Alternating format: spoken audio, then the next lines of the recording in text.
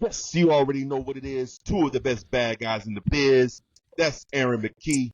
I'm Steph Ronin. And we'd like to welcome y'all to the Fourfold Hill podcast. And this is Word on the Street. Yeet. What up, y'all? It's your boy Aaron. Let's start off with the Nick Khan announcement that broke just a few hours ago, saying WWE ain't changing no ratings, nothing. We gonna be family friendly, Netflix everywhere. What are your thoughts? Now, my question is it only Netflix? Nah. Because you saw the graphic I sent you that I sent through the text. It says SmackDown starting in January will be TVMA. I don't think I just don't believe that they're gonna go from a PG show to a TVMA. That is impossible. For SmackDown. Yeah, that's no For way. SmackDown, you don't think nothing.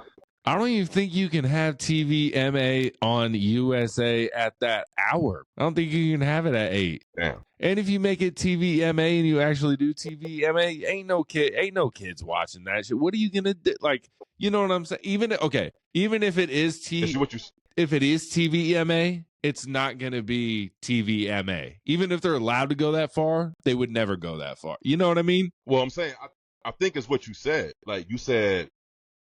The only thing is going to be the crowd chants. Yeah. You know what I'm saying? You fucked up. Fucked up. I think they're going to not blur it out. I think that's the only thing they're going to do. Yeah. But as far as the product itself, I think it's going to remain the same. Could you imagine if it goes to Netflix and they still fucking bleep out the crowd? I'll be like, you motherfuckers. Bro, they're going to have to. If it's PG, if it's PG, they're going to have to. Well, there's no ratings on Netflix, really. I guess there is. I mean, the movies are rated, but are any of the shows really? I guess they are kind of rated. I don't know how it's going to work, man, but I mean, you're still going to have The Rock cussing, you know what I mean? Maybe they just keep blurring it out, you know? Fuck that, and they'll just blur it out, you know? Maybe, but geez Louise, man. But, Tony, not Tony Khan, was Nick Khan. Nick Khan. Yeah. Nick Khan. Yeah. His ass. I don't know who this dude is, bro. He came out of nowhere. I know he got nothing to do with wrestling. I've never heard of him. No, he's been a family friend of The Rock's forever, I think, and he's always loved wrestling. From what I remember from the YouTube series behind the curtain about WrestleMania build up, he's in there quite a bit. He's mentioned quite a bit. I guess Nick Khan knows Rock's mom and all that shit.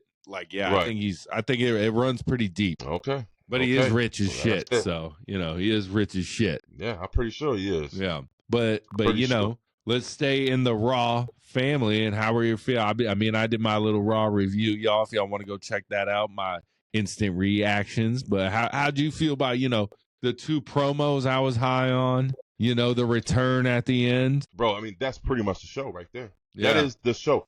I kid you not. I watched Raw the other night, and I'm watching, and I said, wait a minute. And I paused it. 24 minutes into the show, not one fucking single match. No, it was 24 minutes. It was the whole 2 promos. 3, no, this is just the first promo within itself. Mm-hmm. And because they had some promos, and they had like promo packages, they had, you know, a couple other things. Bro, no wrestling was wrestled until almost about 30-something minutes into the show. Yeah. And then it had the first match was the triple threat women's match for the IC women's title. Trash. Didn't like it. The second match of the night was it Dom versus He had a Gunther match. Dom versus Gunther. I did not like that match at all. The last match of the night was Seth Rollins versus Sami Zayn. Sami Zayn. Only 3 matches. Only 3 matches on the whole show, right? Let me check. Or was there more quick. matches? Let me check. Sure. Rollins, blah, blah, blah. No, because you had the EO. No, EO Sky, Kairi Sane versus Liv Morgan and Raquel. Then you had that happens. Liv and Raquel got the win. Rhea came out. We get the IC tourney with Dakota Kai, Shayna Baszler, and Katana Chance. Dakota winning, obviously. Right. Then Okay. Dom versus Gunther, Pete Dunne versus R-Truth, and then Seth and Sammy. So what was that, 5? Yeah, that was 5 matches. Yeah. That's why I forgot Pete Dunne versus Pete Dunne and R-Truth was a very, very quick match. Yeah, that's why I forgot. Yeah. Okay. Yeah, but the majority of the show was promos. 2 banging ass promos, bro. 2 all-time promos. 2 promos. Now, other than that, it was more talking than wrestling. I was like, damn, WWE going back to that shit again. Because for a while, that's all they did was just more talk than wrestling. Well, besides that, now let's talk about the promos itself. Now, the CM Punk promo. That's an old CM Punk, right? Is that your boy? Is that your boy? That's your boy that's been missing. He showed some characteristics of his old self, right? That was my favorite CM Punk. The shit I liked that was so funny when his. Sometimes I feel like he didn't even know his music about to start. As soon as that "Burn It Down" came, bro, he could see his face like, motherfucker, bro. I want to get past this motherfucker, bro. Now, I've always noticed in WWE when you see 2 of the competitors stand so far opposite of each other in the ring, some ain't, it ain't like it was planned or something, right? They come up, they gonna get closer. It kind of feel like they build up to a situation, right? Yeah. Great promo. But I after this promo from Seth, I think I can finally say, bro, I'm tired of this motherfucker, bro. You so tired? He is getting all my nerves, bro. He's played out. His stick is played out. It's played out, man. I'm so excited for this rivalry coming up, bro. And I hope it's just the same goddamn rivalry. No, I hope it's a 1 match rivalry. Boom, break it off after 1 match, 1 PLE match, 1 Raw on Netflix. You could do it. They just announced, word on the street, it's not a topic, but they just announced the second Saturday night main event is going to be in January 25th, I believe, somewhere around there. So we're going to have back-to-back months with Saturday night main events. Pretty excited for that. But you could have that match there. I think it's just going to be a quick rivalry because you heard CM Punk before Seth came out. He pointed to what? He pointed WrestleMania, bro. WrestleMania, that wasn't even there. And he said there's more than one way to finish your story. No, I don't think he's going after Cody, bro. No. I mean, I think whoever wins Rumble goes after Cody, obviously. Whoever wins Chamber goes after Gunther or whoever has the belt by then. I don't know if Gunther doesn't. But I think Cody has the belt at Mania. Do you agree? Yes. He will have the belt at Mania. Yeah. Okay. The promo between Seth and CM Punk again was good. A little bit long-winded, a little bit long-winded for my taste. Yeah. But overall, it was excellent. I think Seth's fishnets would have helped if he wasn't wearing it to get his jacket off because he struggled a little bit. He was like, shit, it's caught. My cufflinks are caught on the fishnet shirt I got underneath this, man. That shit would have been fun. It would have been funny if Punk would have been like, any day now. Or just went and helped him take it off, bro. Walked over and helped him take it off. Like a little baby, bro. But, bro, that's when you talk, like, because I was like, man, Drew crushed CM Punk, I felt like, on the mic in their rivalry. And he used to be like, this ain't my Punk. This ain't my Punk. When I saw that promo and he ate Seth alive, I was like, that's the Punk I think he's talking about. Yeah. Seth is like, I've thought about you for 6 months. He's like, I haven't thought about you at all. He said, you had something I wanted. You don't have it no more. That's it. Now he's irrelevant to Punk. Yeah. Punk is on gold. He wants gold. He wants championship gold. Yeah. I think he's done with these little personal feuds and I really don't want them to dive in deep with the CM Punk and Seth Rollins. I'm going to tell you why. Because it's the same fucking feud for the same reason they had with Drew McIntyre. Yeah. It's the same damn reason. Yeah. Let's get done with that. Unless they can find a different little avenue or seed planted type thing. But yeah, it kind of seems like it is kind of going that way. But the problem is the WWE, they booked it backwards. Yeah. You should have went with Seth and Punk first because they have more of a history in real life than Drew and Punk.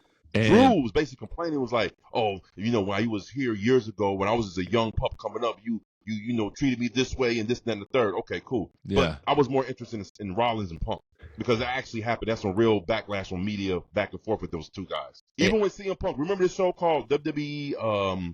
There was a breakdown. They had Booker T. I remember all those shows. Yeah, like the After Smack Talk or whatever it used to be. But it used to come on Fox. Yeah, where Miz cut the best promo ever. in the history of wrestling, maybe. Yeah, I don't know about that, bro. I'm just throwing it out there. I love the Miz, bro. I love that promo, dude. I love that promo. No, it was a good promo. It was a great. It had you thinking like, was this real? Yeah. Oh, and it was. Some of it. Yeah. Some of it. Yeah. Some of it was real. But again, I want to see what happens with these two, but like you said, I don't want it to be thrown out, please. Yeah. I don't want it just to be a fucking 6-month, 9-month fucking feud. I saw a fan art of a Saturday night main event with CM Punk and Roman Reigns tagging up against Drew McIntyre and Seth Rollins. And I said, I would love to see that match. Just at a Saturday night main event, bro, just to throw it out there. Yeah. I can see it, but to see Punk and I hope Roman and Punk don't cross roads no time soon. Not until when? SummerSlam? Shit. Not until at least SummerSlam. You feel me? With the belt on the line. I don't want them to do too much and don't tease too much. Let it be forgotten, and then all of a sudden that favor pops up. Hey, Paul, remember that favor you owe me? Yeah. Same with I want it right now. So you want the favor to be long term storytelling, like the gift Rock gave Cody back at the Raw after. You want be like, I don't want to know what that is forever until, oh shit, that's what it was. Right. Yeah, something like that. You know, I don't want no fly by night shit. You know what I'm saying? For those two, because Punk and Roman, as you see, is blockbuster. Yeah, it's blockbuster. And I will say, I don't think WWE is gonna make it what everyone thinks it is, and it's a title shot. I don't think it's going to be that simple. What you think it's going to be? I don't know, but I just don't think it's going to be that simple. Probably right. Yeah, probably right. Definitely, because that's what we all think right now, and Paul Heyman doesn't do that. Right, and if he got his hands in it, Paul Heyman's going to make it a little bit of tops of turban. He's going to twist it around a little bit. You know what I mean? Yeah. So let's run with that. Yeah. But yeah, the promo was great. Was it long-winded? Yes. Yeah. Should Raw have more wrestling in-ring action on it? Hell yeah, bro. It is way too much talking on Raw.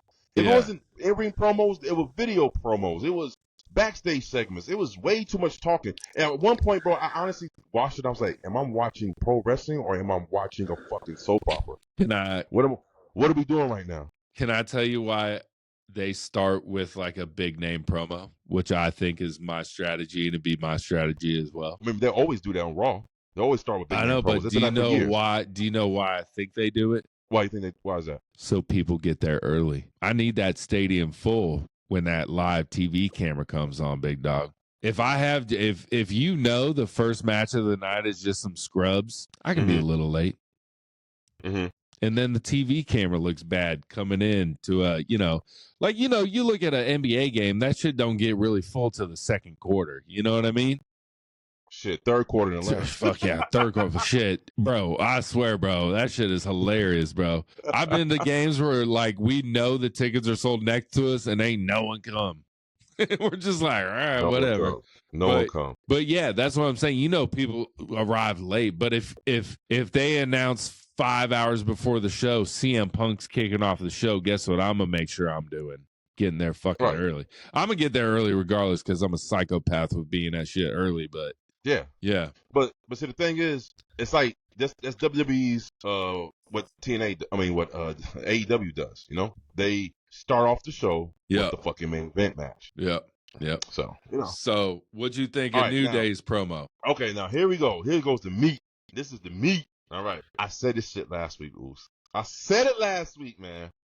I said if they had that banging ass backstage segment between New Day, and they end up coming out and still being together, bro, it's gonna be a fucking waste. And it was a fucking waste. But they're not with Big E no more. But Big E didn't have anything to do with their riff last week. Yeah. It was between Woods and Kofi. And all of a sudden, Big E comes and they both team up against Big E. Because the hate for Big E being gone made them realize it ain't that bad with us. Big E's the problem, not us. It brought them closer together. Like Big E was sent back to reunite New Day, and he did it, but not in the way he thought he would do it. He thought he'd be a part of it, but he wasn't. Bro, that they went in on that, man. Yeah, I mean, you know, they threw some shots. Yeah. They threw some shots. I was waiting for it to get physical, but it never got physical. I thought somebody was going to hit somebody. You know what I'm saying? but it never got physical. All the physicalness was just Kofi just being like, nah. Yeah, putting his hand up, stopping him. So, but hey, like I said, it was a good promo. Big E's facial expressions, bro, crushed. Every time they zoomed in on his face, he looked so sad and defeated, bro. It crushed. He lost so much weight, Goose. Yeah. He lost so much weight. He looked like a different person, to be honest with you, bro. They brought up his girlfriend. Hey, Slim E. That's Slim E, bro. It's not Big E no more. Slim E. Slim E. But no, man, it was good to see. I'm for it because it definitely gives a new shot in the arm for the New Day faction. Yeah. Like, now they're heels, bro. They're heels. They needed it. Now people online call them the Doom Day. Is Kofi? Can Kofi pull off being a heel, bro? Of course. You think so? You never seen him as a heel? I mean, not a heel, bro. He's most of his career in WWE, he was a heel. In WWE, he was He was Jamaican, bro. Then he was. Oh, wait. You said Cody. I'm thinking Cody. You said Kofi. Right. Kofi.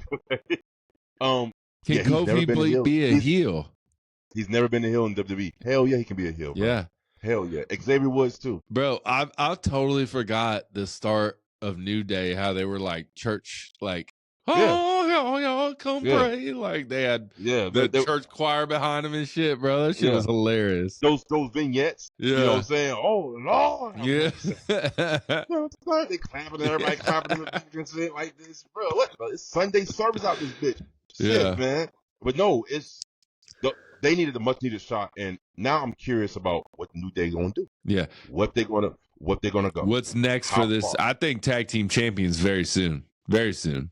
And they cheat to get them. Yeah. Do you think Big E is cleared to wrestle? I was commenting with someone. Someone's like, "Oh, this means Big E's coming back." I was like, "Man, I don't think Big E's like close to coming back, but I don't know." This is word on the street. Reports has came in that he is close to being cleared. So, man, that's rough. So, would you come back if you was Big E, bro? I mean, you chilling doing the pre-show though. I'm chilling. If I love it that much, why not, man? Yeah. Why not? I guess. Why not? I guess. That's what your bread and butter's at in that ring. It's your bread and butter, man. Yeah. All right. But you got something? You got anything? No, it was a good promo. I'm curious where they go, but like I said, man, like god damn, basically 3/4 of your show was straight promos. Mm-hmm. But I loved it. It was a banging episode. Maybe top 3 best Raw of the year for sure. I don't know about that, bro. Emotionally, I think there was some Raw emotionally, bro. Good. It was good. My boy Drew coming back, bro. My boy Drew at the end. He attacked Jay and Sammy, or did he attack Jay and Sammy? It was just Sammy. Huh? It was just Sammy. But Jay was down in the locker room, bro. Oh, yeah. So, yeah, Drew McIntyre probably. So, do you think Drew McIntyre is coming back to fight the OG Bloodline? Oh, yeah. He's pissed. They just teamed with the dude he had the Hell in a Cell to that he lost the Hell in a Cell to. So, did Sami Zayn at one point after he was out the Bloodline, did he ever team with Drew McIntyre to help take down the Bloodline? I don't think so. No, because remember last War Games, Drew teamed with the Judgment Day to go against Jay and Cody and whoever else was on that team last year. Yeah. So I don't think they did team, but yeah.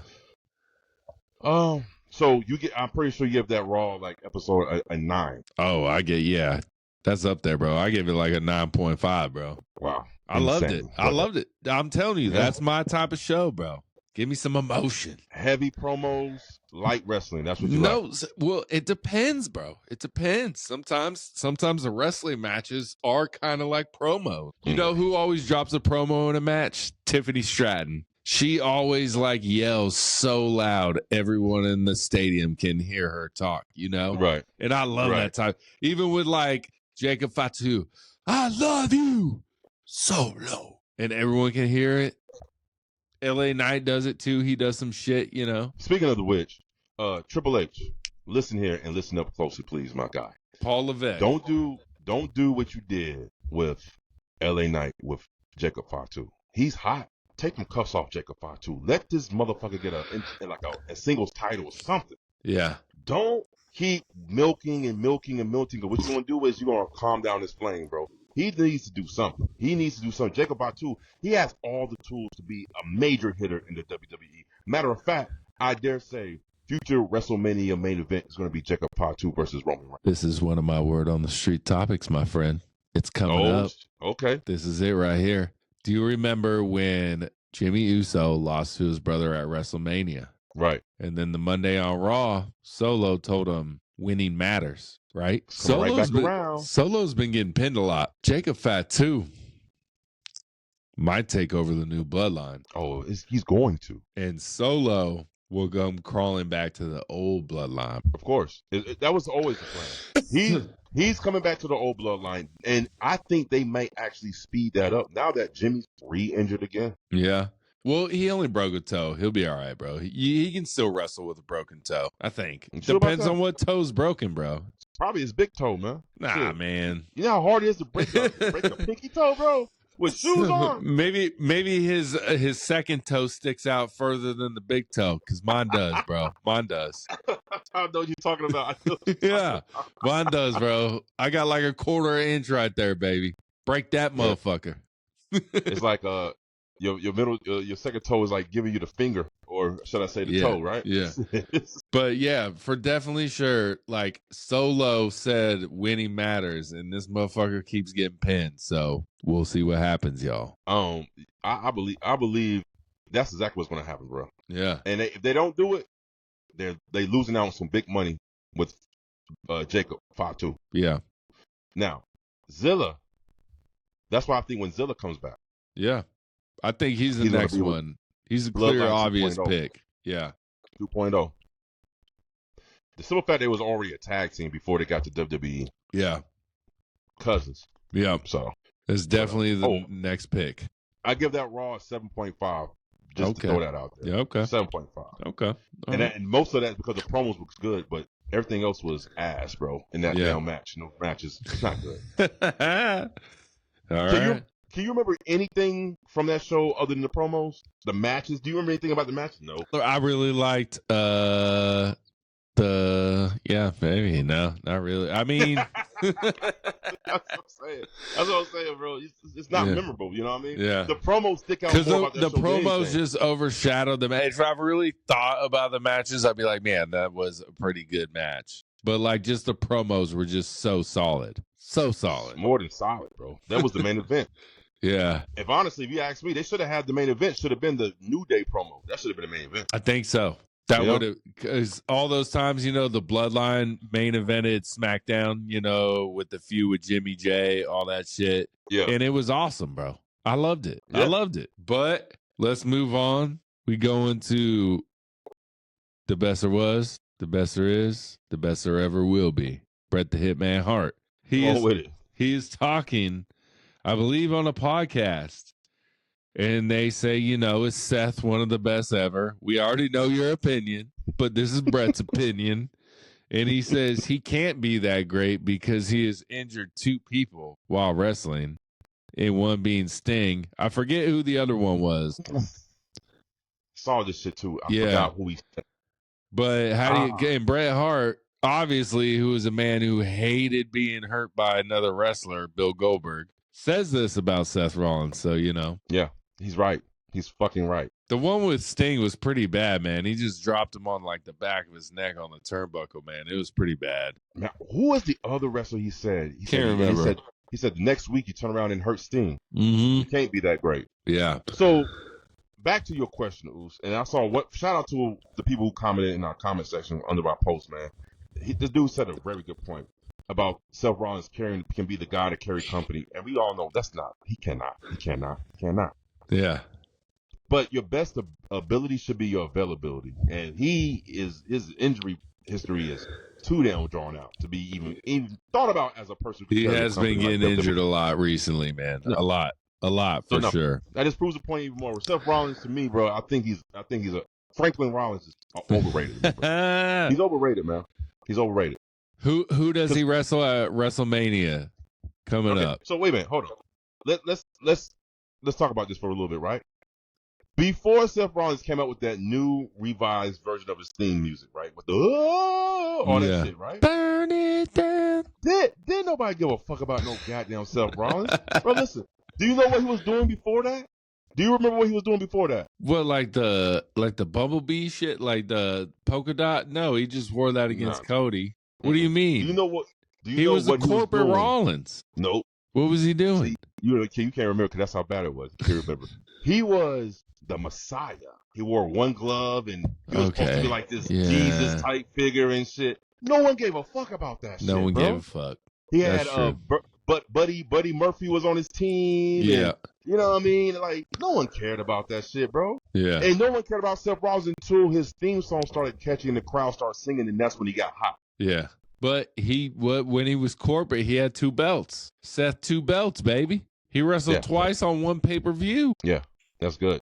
But he still wasn't the main event. Lost one and then hurt Sting. Listen, when Roman Reigns was being as hated on at the time with the Shield, I mean the fucking tactical vest Roman, right? Yeah. And he was still being hated. He still was in more main events than Seth Rollins. Yeah. Yeah. He was. That's true. Facts. Hey, I'm sorry, Franklin Rollins fans. Facts. I'm so sorry. Facts. Let's go to the WWE will allow their talent to wrestle more in the indies. You know, you can get out there. You can wrestle in your hometown. You can wrestle in your home promotion more. You know, we had a clip a couple weeks ago. We saw Finn Balor and JD McDonough wrestling in the indie circuit. So they're gonna allow that a lot more. With the WWE ID, all that. They're just getting more involved. Shinsuke was the first one I can remember doing this. So years ago, when I saw him actually wrestle in New Japan and use his WWE theme music when he walked to the ring, I said, "Oh shit, WWE isn't known to let their talent to go on other promotions." Yeah, for sure. Shinsuke was the first one that kicked it off, and that's dope. Now obviously, you won't see them in AEW TV or nothing like that. Oh right? No, that's not indies, bro. That ain't indies. Not indie, right? Now. With that being said, I am very curious of how this WWE ID is going to affect the industry as a whole when it comes to free agents, when it comes to new talent coming up. How is it going to affect it, man? It seems like a monopoly to me. It feels like monopoly. Feels like, we're going to try to get all these young talent first. Yeah. Which is not good for the business because what you going to do with all that young talent? You got a choice. People got a choice. That's true. That's true. Yeah. But if you're up and coming, right? No one's knocking at your door. Yeah. WWE say, "Hey, here you go, kid. Here's a contract. You just can't sign anywhere else for the next 5 years. We got you." We don't know how the contracts are yet. We don't know. Hypothetically, I'm just saying. Hypothetically, what you gonna do? You gonna say no?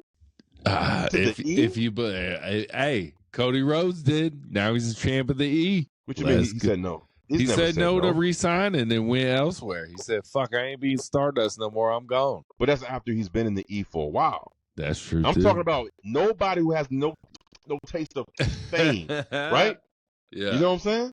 Yeah. You gonna say no? Would you say no? No, I wouldn't. But exactly. I'm easy to sell though.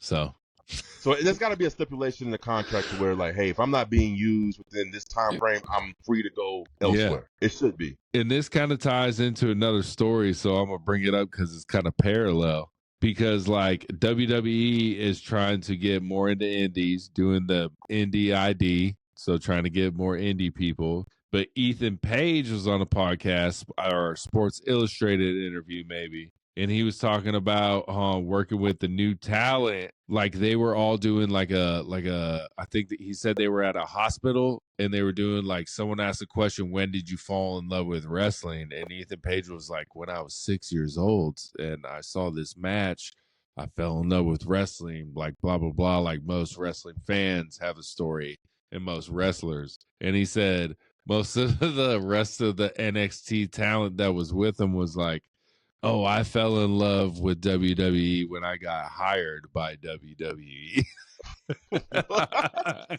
Yo, because like they're all like really? Like Keanu Jordan or she's like an ex gymnast, Tiffany Stratton ex gymnast, like I mean Braun Breaker was watching wrestling then. Yeah, like most of them were like, what's wrestling? Oh, you're gonna hire me? Let's go. You know what I mean? Type thing.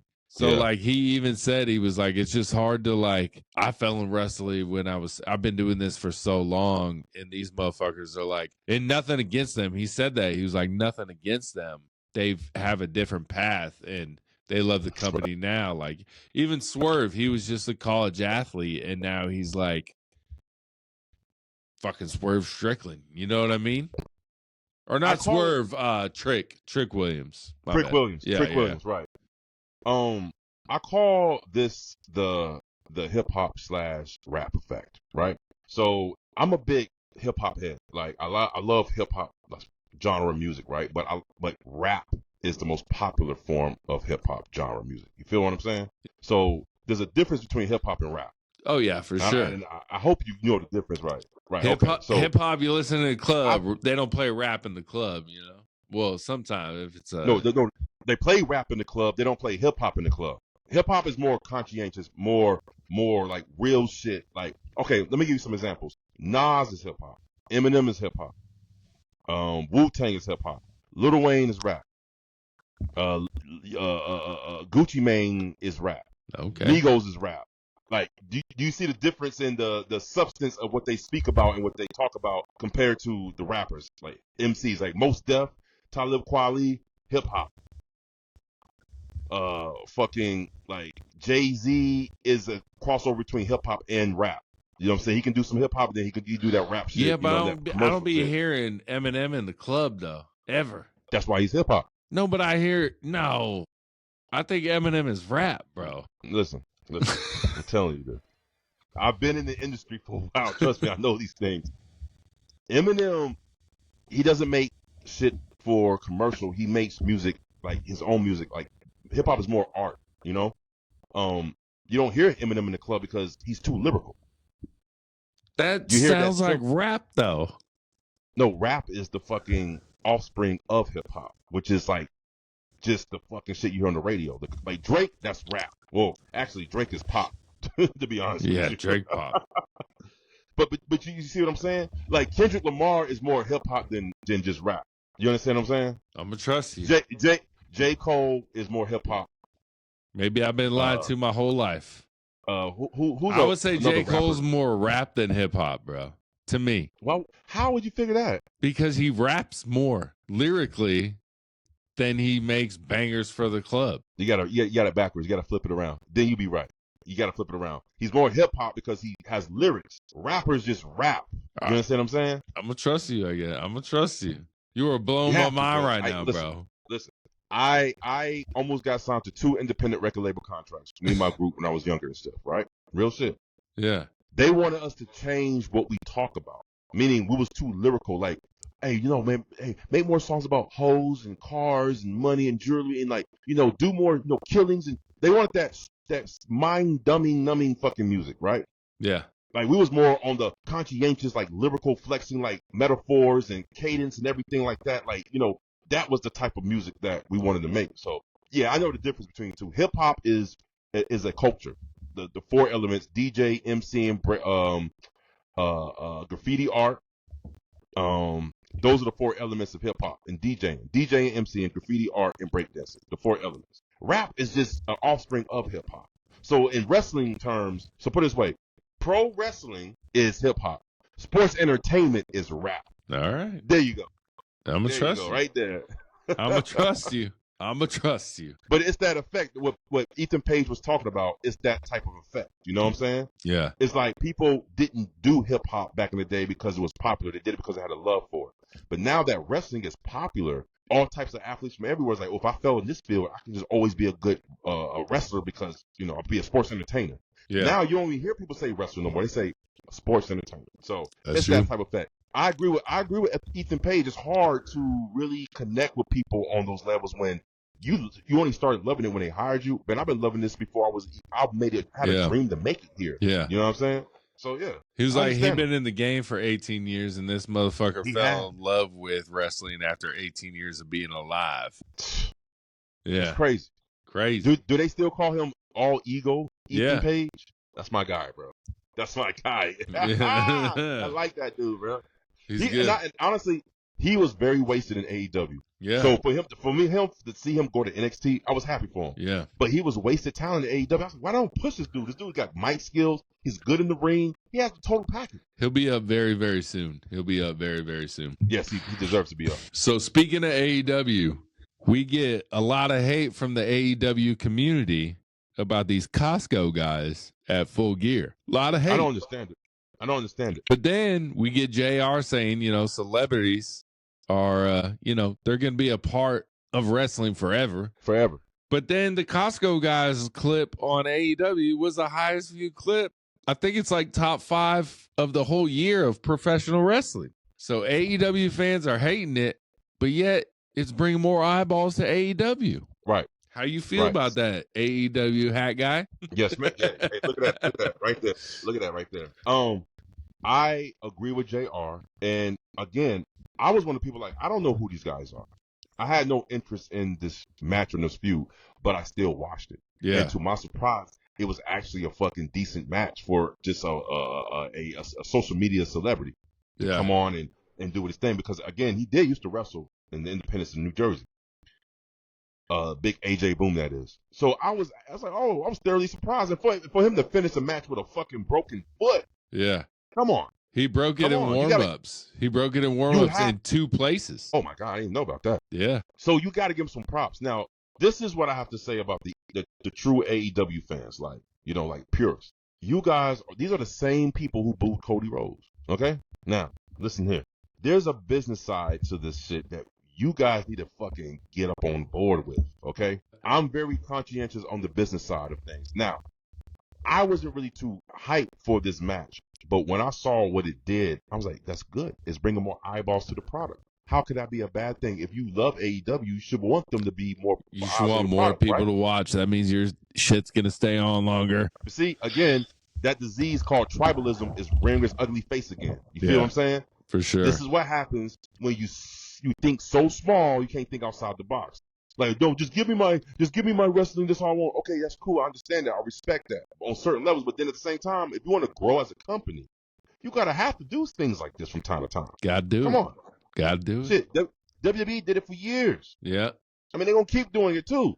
It's always gonna be a part. It's gonna be a part. That's it. Forever. That's it. So, like, I don't know. Again, this is why I don't like tribalism. I think it's honestly, it's fucking childish. Speaking of which, I'm going to add on to that based on what we're talking about. Cody Rhodes had an interview with Chris Van Fleet. Yeah. Okay. He said there are 2 fan bases that just totally eats each other. He said, number 1 is the Star Wars fan base. He was like, it's amazing how fans of Star Wars who are in that universe, they will love to eat each other alive about arguing what's going on with Star Wars, right? Yeah. He said, and then pro wrestling fans. He said they literally eat each other. But let somebody from the outside chime in, we team up against that motherfucker and say, you know what the fuck you talking about. Yeah. But it's the same, but he's right. It's like we as wrestling fans, like I said in the last episode, we are a dysfunctional family. Yeah. It's like we love the same thing, but it's done different in different promotions, and we love it for different reasons. And on. We all, but we still love the same thing, right? Yeah. And we will go on and on about why and this place sucks and that place because of this and that. Bro, who gives a fucking fuck? Yeah. Be happy. At this time, it's the best time to be a wrestling fan in a long time. Yeah, for sure. Okay? You have 2 companies that's going at it. You got some great matches on both. Well, one of them. You have great storylines on one. Not so much on the other one. You got great production on one. So much on the other one. Yeah. But you still got great wrestling overall. The genre of that we love pro wrestling is good right now. Yeah. You know what I'm saying? So with that being said, you have to give some grace. Again, I don't understand it when people come and bash AEW and they just always give me these fucking like what's one dude on the comments like, can't listen to a opinion with a person that AEW had on. The fuck is wrong with you, my guy? What the fuck is wrong with you?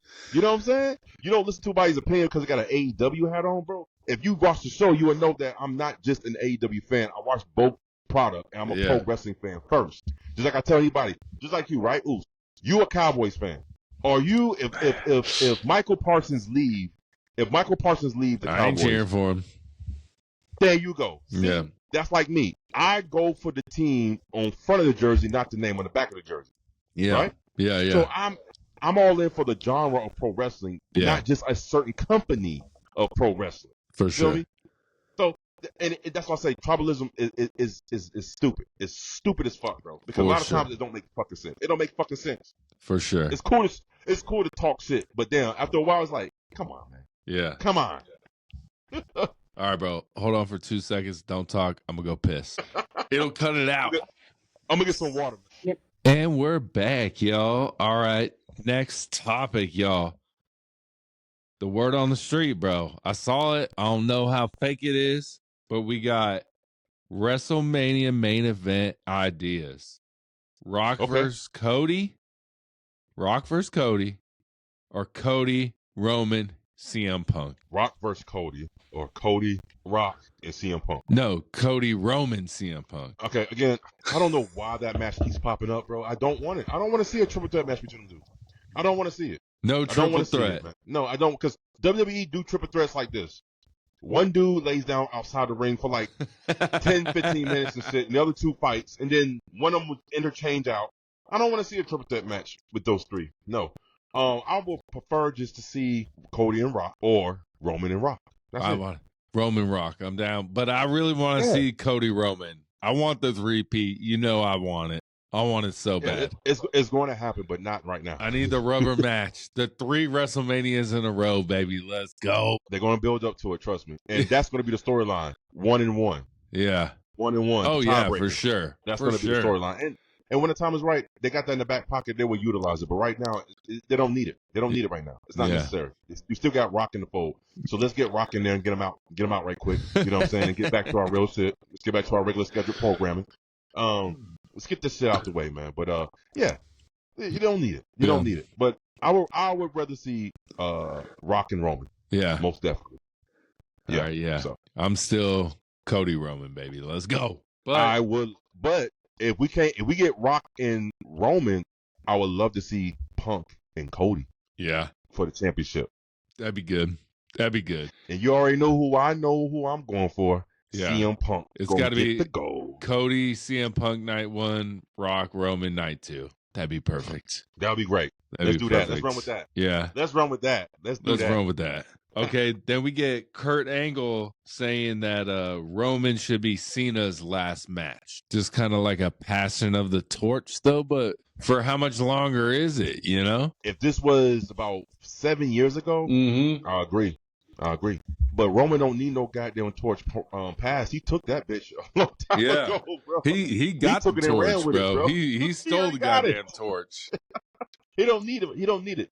Yeah. Cena's last match, it should go to a young up-and-coming talent. Maybe Braun Breaker. I would love it.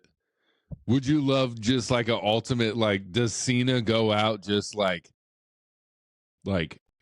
basically dead almost, like he gets taken out on a stretcher and that's just like the end of his career? Or is it just like a like, you know what I'm saying?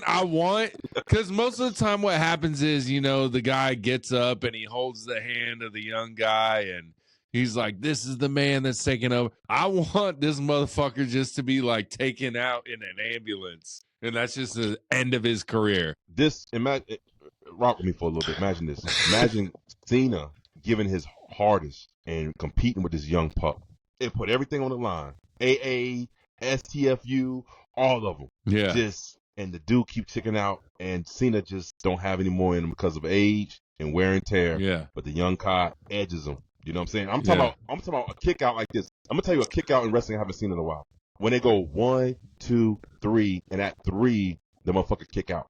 You know what I'm saying? A late kick out, second late kick out. You know what I mean? I haven't seen one of those in a while. It's always 1, 2, and they kick out, or 1, 2, 3, and that's it. Oh shit, you frozen, Oof. Oh, now you're good. We're good. All right. What was that, bro? Your How did that happen? Your TV out. But you know what I'm saying, right? Yeah, for sure. Yeah. I would love to see also maybe a Jacob Fatu taking out John Cena. That sounds pretty good to me. I changed that shit. I forgot about Jacob Fatu. I would like to see Jacob Fatu versus Cena for his last match. And Jacob Fatu mollywop Cena, but Cena just keeps coming back because that's what Cena's known for is resiliency. You know what I'm saying? Yeah. He's coming up, keeps coming back. And Jacob just keeps knocking him down. And he actually knocks him down. I think that would be, book it. Hey, another for book. the belt. Let's run with for it. the belt. For the belt. No, I don't need a belt. You don't need a belt involved. Not everything needs a belt. You don't need a belt involved. For the belt, baby. When you fight someone like Cena, you don't need a title. The name itself, fighting Cena, is big enough as it is. Yeah. You know what I mean? True. That's true. That's true. Jacob Fatu, John Cena for the last match. Oh, boy, I like that right there. Let's go. All right, Let's so book it. So what? I don't know if you've seen anything. What the fuck you think is going on with Jade Cargill, bro? What's going on? What have you heard? What's the word on the street, bro? I heard injured. I heard politics. I've heard so many different things. And I remember you brought up the politics before I even heard about the politics. Right. The politics backstage of Jade and Bianca not really being buddies, right? But apparently, I think she's rubbing people the wrong way backstage or something. Maybe she came in Jade, on something like that. That's what I hear. Yeah. So I don't know to be certain. And I'm not Dave Mesler. Shame on you, good sir. Shame on you, man. You get your shit all twisted and wrong, my guy. Golly. Yeah. And stop holding. He holds that mic like this. Why he does it? He holds the mic like this. He's like, hey, all right. What are you doing, my guy? Yeah. But no, I wouldn't be surprised if it is her attitude and hope because of where she came from. Yeah, because she's got money. No one. Bully Ray might be right. Bully Ray said it, man. Bully Ray said it. What did he say?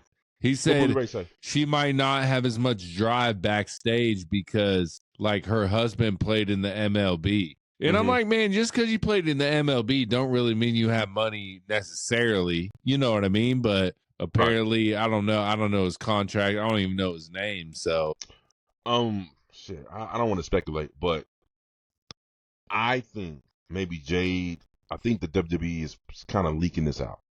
I'm gonna tell you why.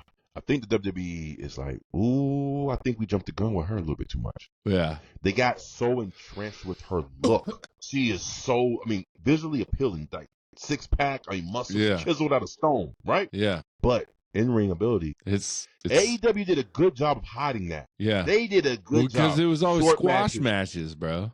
There you go. Yeah. Short matches, squat matches. But WWE saw it and they bought into it, so they did a good job. She should have went to NXT at first. She should have went to NXT. And I thought that's what she was going to go to. She was NXT. There too. Remember, she had a couple. She came in on an episode right when she was signed, and she sat and watched a women's match or something like that, bro.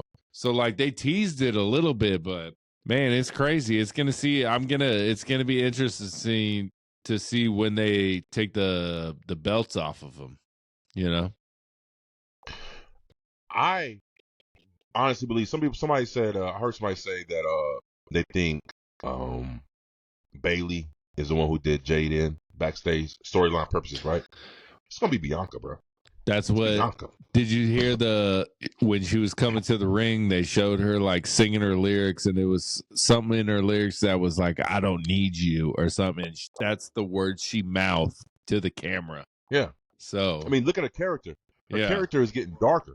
But the only thing that kind of messes up that storyline is that she was in the match when Jade was hurt. So Bianca fucked her up before she went to the match, and then no one found her until halfway between that match. You know what I'm saying? There's a lot of time in between when Bianca could have fucked up Jade and when the match started. You know what I mean? And then when they found Jade on the car. There's a lot of time there. But you know who this reminds me of? What feud this reminds me of? Triple H and Shawn Michaels. Remember when they didn't know who was it? Shawn Michaels who attacked Shawn Michaels. They didn't know who did it. Yeah. And Triple H finally came out and he was playing I'm gonna look for you. I'm gonna help you. Yeah. He was there. Yeah. He played that part. Yeah. Might be one of those. Could be. Might be one of those, man. So. But so that's that. So we get the 83 Weeks podcast with your boy Eric Bischoff. He's always good for a good hot take once a week. Right. But he was asked by a fan, and I want to ask you this question, and I'll tell you his answer before you answer. Tony Khan, if you can take Tony Khan away from creative of AEW and put someone in to take over for the booking, who would it be? And Eric Bischoff said Bully Ray, Bubba Dudley. It's interesting. And I agree with that. I think I would like to see it. I would like to see it for a little bit. If I had my pick. If you had to pick, who would you pick? If I had my pick, bro, there's only one person that qualifies to be I in that would position, pick ourselves, honestly. I'd be like, let us do it. Fuck it. Let the Fourfold Hills loose. I love that. The Fourfold Hill's writing up some shit now. Come on. Listen. Hey, there's only one person that I had if it's a wet dream, bro. Like, if he could fucking go over, I would love for him to book AEW's programming. Paul Heyman. Paul Heyman? Oh, if he could switch up. Oh, yeah. That's a dream pick. That's a dream pick. Paul Heyman, man. Yeah.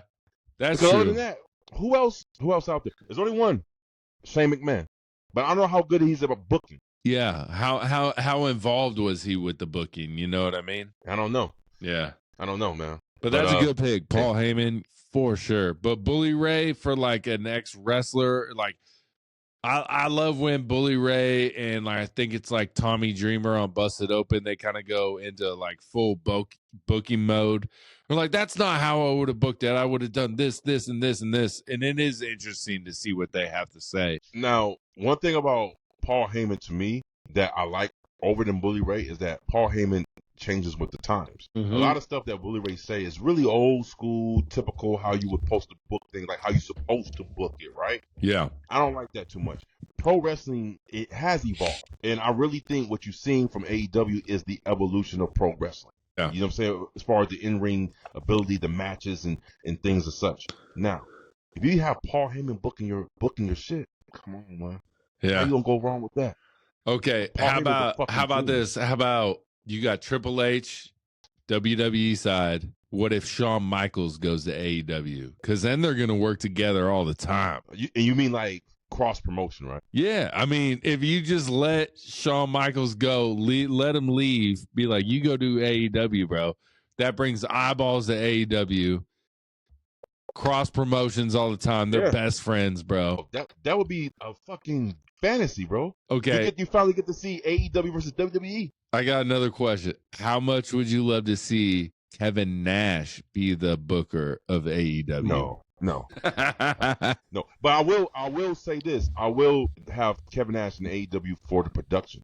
He has a lot of great ideas for production. He's even said it like years ago. He was in TNA. He said we can do so much with this little area with cameras and things. He said, yeah, but they don't. So he's always been advancing in the promotion, in the production.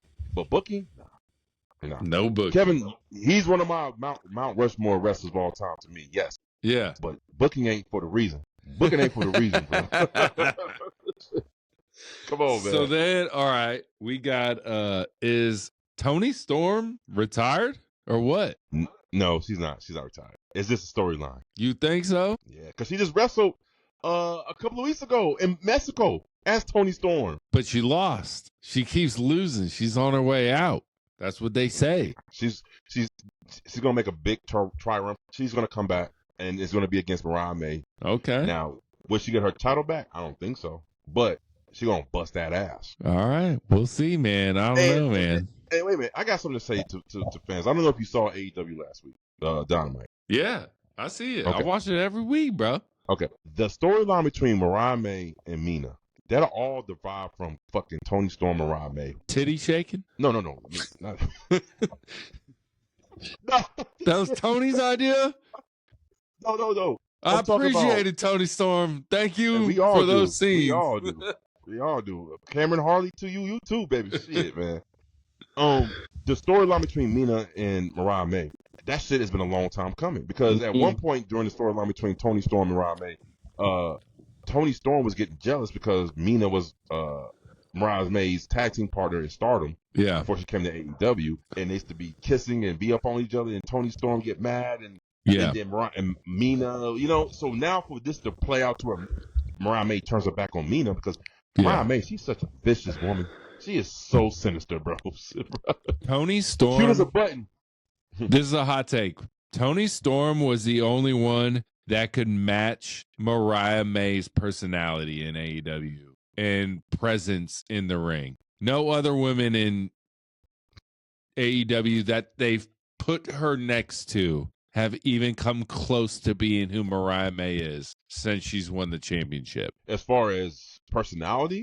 No, presence in the ring, like presence dominating the audience's attention. Like Mariah May and Toni Storm were very equal. The crowd loved each of them, like they could do something towards the crowd and the crowd would react type thing. Right. They can cut a promo and the crowd would feel for their promo. Since Mariah May has won the belt off Toni Storm, I feel like there's no one in AEW that has been able to match her presence and her aura, if you will. A lot of people use aura now, if that makes sense. I'm just saying there's no equal to Mariah May in AEW right now. There's no equal. There's only two. There's only two right now in the AEW for Mariah May aura.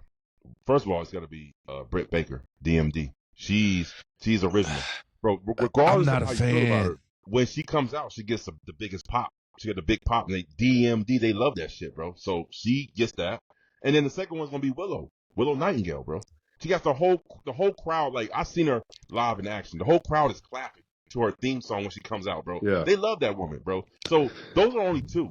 But other than those two, yeah, you fucking right. There isn't anybody else that can match her aura. So AEW. which one of those two gets a Mariah May first? Oh, Willow. Definitely Willow. God. Willow. Definitely Willow, bro. You hope so. No, I know this to be true. And so does Britt go Sasha or Mercedes? Who's that? Grease? I don't know what this is. Does she go what? Does who is Mercedes Monet's, next opponent? Oh, Camille. Camille. Oh yeah. I guess. Camille. Broken Camille. Gimp Arm Camille. Yeah. Yeah, too. Yeah, it's gonna be Camille. So then we get Gunther in contract talks for an extension. Obviously, it's gonna happen.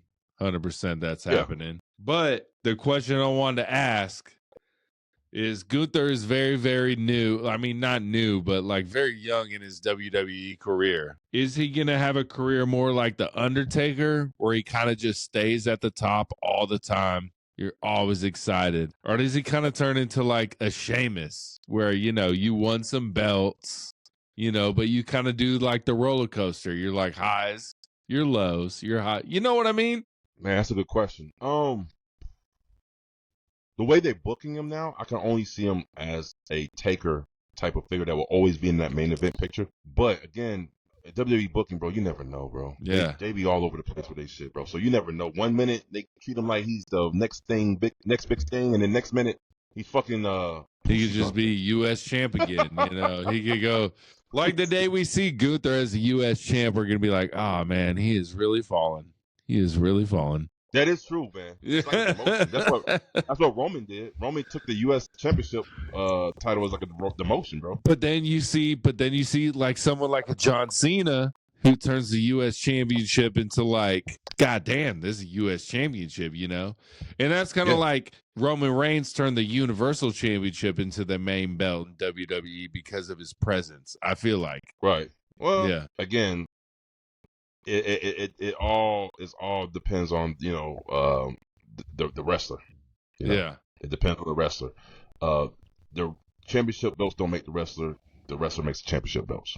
Does that make sense? You know what I mean? Yeah, for sure, bro. So, yeah, I hope they use Gunther in the proper manner. Yeah, continually, because they got something on their hands. They got a superstar on their hands. Yeah. But other than that, Whoopi, Sister Act. Sister Act, bro. I don't know why shit keep kicking me out. Whoopi. But that's all I got, bro. That's all I got for Word on the Street, bro. Okay.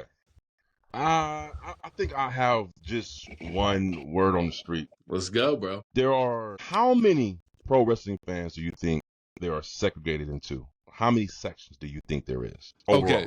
I was going to bring this up like a pie chart of AEW, WWE, and who watches both. Well, I mean, just like the different types of wrestling fans. Like, what do you like? How many do you think there are? Like, okay, so subcategories. Okay, so I think I'm gonna keep it AEW, WWE because that's mainly what the pod is, me and you. So I think there is a huge portion of WWE fans, right? We'll do the Venn diagrams, people love them shits, the overlapping. Right. And then there's AEW. And I honestly think there are, because WWE is bigger, more people from WWE watch AEW. but AEW always pays attention to WWE. But just sheer numbers. But percentage-wise, I feel like WWE fans only watch WWE. Oh, man, this is tough to describe, bro. There's very few people that watch both is what I'm trying to get at, basically. Okay. I don't think there's a large percentage of people that watch Dynamite, Collision, Rampage, SmackDown, Raw. I don't think that person exists. So I think there are a large number of fans that strictly only watch WWE. And then there's a percentage of fans that strictly only watch AEW. And then there's people like us that's in the middle that watch both, right? Yeah. But I also think the subcategory that no one is talking about is the WWE fan that secretly watches AEW. He said that secretly watches AEW. Now I'm gonna tell you. Now I'm not talking about when it comes on TV they tune in. I'm not talking about that. I'm talking about the ones who is on the YouTube channels or they go to the pirate sites and they watch the episodes and shit. Because how else could you talk shit about something you never watched before? That's true. Well, a lot of people just talk shit to talk shit, though. So wait a minute. So you mean to tell me a lot of people who talk shit about AEW don't even watch AEW? They just talking shit to talk shit? I think on both sides, a lot of people on the AEW side who talk shit about WWE also just don't watch WWE. Wait, you say a lot of people... I hate the Eagles. And I'm going to talk shit about the Philadelphia Eagles. But I don't watch Philadelphia Eagle games. Right, never. Yeah. Unless they're playing the Cowboys. Right. But that's like a football. That's like a sport, you know what I mean? So I'm saying, how can you be so particular about a certain storyline and say this is shitty and this and this and that? Like, bro, they read the headlines and then they comment. They read the headlines and they comment. Just like everyone in the world about every other subject. You read a headline, you don't read the article, and you comment. Okay. So I guess I'm in a rare class of I need to read the fucking article and listen to the clip before I give my opinion. Yeah. You know what I'm saying? So, okay. Well, I didn't answer that. That's it, brother. That is it, man. That is it. No PLEs this week, no pay-per-view this week. There's no recap show. There's no nothing this week. But next week, we should be back, regular schedule. I mean, still scheduled. We still post the videos at the same time. Right. But we'll have the Saturday night main event. Maybe we can do, once the full card's announced, we'll try and knock out a fucking preview show as soon as it's announced. Yeah. So, hey, just keep it going, man. Just keep it going. Keep it flowing. Appreciate the likes. Appreciate the comments. Appreciate the subscribes. Everything. If you want to talk shit and argue with us, we setting up guests on the show. Let's go. So here goes the creed from the Fourfold Hills. Not only will Raw be going to Netflix in 2025, we will be taking any type of listener, any type of person, whether you like the show, whether you fucking hate it, or whether you just want to talk some shit to me because I got an AEW hat on, or whatever you want to do. Yeah, we'll gang up on this guy. We welcome it. Yeah. Trust me. Because caught, locked, and loaded, I got something for you too. Yeah. All right, y'all. We signing out. That's Jimmy Uso. I'm Aaron McKee. No heat. We got John Cena sitting right here. You can't see him. He's been here the whole time. Peace. Dude.